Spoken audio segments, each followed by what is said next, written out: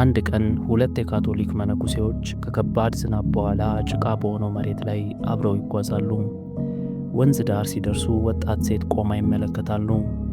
ልጅቷ የወንዙ ውሃ ስለሞላባት ለመሻገር ፈርታ ነበር ከወንዙ ዳር የቆመችው። ምንም ቃል ሳይተነፍስ አንዱ መነኩሴ ልጅቷን አንስቶ ወንዙን እስኪሻገር ድረስ ተሸከማትና በደህና ወንዙን አሻግሮ አስቀመጣት። ከዛን ሁለቱ መነኩሴዎች ጉዟቸውን ቀጠሉ። ከሰዓታት በኋላ አንደኛው መነኩሴ ሲኮሰኩሰው ቆይቶ ነበርና እንዲህ ሲል ጠየቀው፣ ለምንድን ነው ያቺን ሴት የነካሃት? ሴቶችን መንካት እንደሌለብን ታውቃለህ አይደል? ልጅቷን ያሻገራት መነኩሴ ዘወር ብሎ ተመለከተውና በእርጋታ እንዲህ ሲል ጥያቄውን በጥያቄ መለሰለት።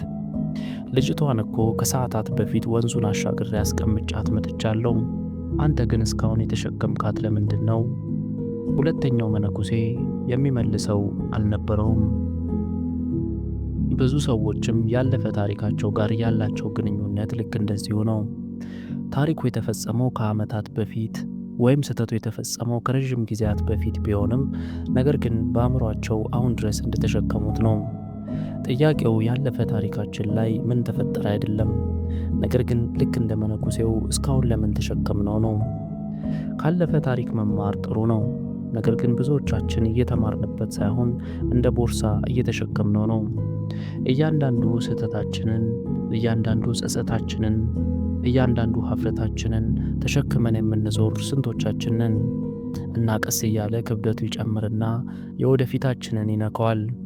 ያለፈው ታሪክ የወደፊቱን ለመቆጣጠር ኃይል ስላለው ሳይሆን ያለፈውን ለመልቀቅ ፈቃደኛ ስላልሆነን እንጂ። የማይታየው ሸክም። አንድ ቦርሳ የያዘን ሰው አስቡ። በመጀመሪያ ቀላል ነው፣ ነገር ግን በየዓመቱ ውስጡ የሚጨምርበት ነገር አለው። ውድቀቱን፣ የተበላሸ ግንኙነቱን፣ ያጣውን እድሎች፣ ባልሆኑ ኖሮ የሚላቸውን ሁሉ አንድ በአንድ ይከብታል። ብዙም ሳይቆይ ቦርሳው እየከበደ ይመጣል። ያን ጊዜ ነው ታዲያ ወደፊት መራመድ የሚከብደው። እኛም እንዲሆነን ብዙ ያለፈውን የምንሸከም ከሆነ የወደፊታችንን በደስታ ለመኖር መራመድ እየከበደን ይመጣል። የሳይኮሎጂው ጥናት እንደሚያሳየን ሰዎች በሕይወታቸው ውስጥ የተፈጠሩ አሉታዊ ነገሮችን ደጋግመው የማሰላሰል ዝንባሌ እንዳላቸው ነው።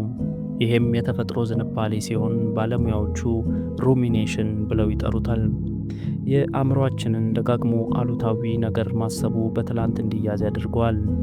ወደፊት ከማሰብ ይልቅ ያለፈውንና የቆየውን ደጋግሞ ያጠነጥነዋል። አእምሮአችን ለምን ያለፈውን ይዞ ይቆያል? አእምሮአችን ራሱን ለማዳን የማሰብ ዝንባሌ ያለው።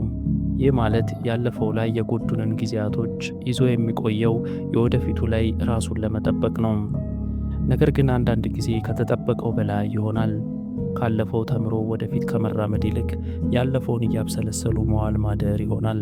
ስለዚህ ያለፈው ትምህርት መሆኑ ቀርቶ ማንነት ይሆናል። አንድ ጊዜ ወድቅ ያለው እኔ ሁል ጊዜ የማይሳካልኝ የሚላል፣ ወይም ሰዎች አልተቀበሉኝም ስለዚህ እኔ ጥሩ ሰው አይደለሁም ወደ ማለትና የመሳሰሉት ውስጥ ይገባል። ይሄ ሁሉ የመጣው ያለፈው ታሪክ ስለተቆጣጠራቸው ሳይሆን እነርሱ ካለፈው ታሪካቸው ጋር ያላቸው ግንኙነት ጤናማ ባለመሆኑ ነው። ሁለት ሰዎች ተመሳሳይ በሆነ ከባድ ሁኔታ ውስጥ አልፈው አንደኛው ለዓመታት ተሸክሞት ሲዞር፣ ሌላኛው ደግሞ ተምሮበት እንደ መንፈንጠሪያ ሲጠቀመው ከዛ ነገር ወጥቶ ለራሱም ለሰዎችም መፍትሄ ሲሆን ማየት የተለመደ ነው። የዓለም ታሪክ ስኬትን ከማግኘታቸው በፊት ብዙ ጊዜ የወደቁ ሰዎች የሞሉበት ነው። ቶማስ ኤዲሰንን ብንወስድ አምፖልን ከመፍጠሩ በፊት አንድ ጊዜ ወይም ሁለት ጊዜ ወይም 10 ጊዜ ብቻ ሳይሆን ከብዙ ሺህ ጊዜያቶች በላይ ወድቋል። ወይም አብርሃም ሊንከን ብንወስድ ፕሬዝዳንት ሆኖ ከመመረጡ በፊት በተደጋጋሚ ተወዳድሮ ተሸንፏል። በግል ሕይወቱም ከባድ የውርደት ጊዜያትን አሳልፏል። ያለፈውን መተው ማለት አንዴ ያለፈውን ፈጽሞ መርሳት አይደለም። ነገር ግን ያለፈው ስሜታችንን እንዳይቆጣጠረው ማድረግ መቻል ነው። ያለፈ ታሪካችን ልክ በሼልፍ ላይ እንደተደረደረ መጽሐፍ መሆን አለበት። አንስተን ልናነበው ልንማርበት የምንችል፣ በስተመጨረሻ ግን መልሰን የምናስቀምጠው መሆን አለበት። ማወቅ ያለብን እኛ ብቻ ሳንሆን ሁሉም ሰው ያለፈ ታሪክ እንዳለው ነው። ስህተትና የሚጸጸትበት ነገሮች ምናምን አይጠፋውም። ያለፈ ታሪካችን ወይም ጠባሳዎች ልንማርባቸው እንጂ ልንኖርባቸው አይገቡንም። እስከዚህ ከተከታተሉን ከልብ እናመሰግናለን። ቻናላችንን ሰብስክራይብ በማድረግ እንደዚህ ያሉ ዝግጅቶችን በፍጥነት ያግኙ። እኛ እዚሁ ጋር አበቃን። በቸር ቆዩን።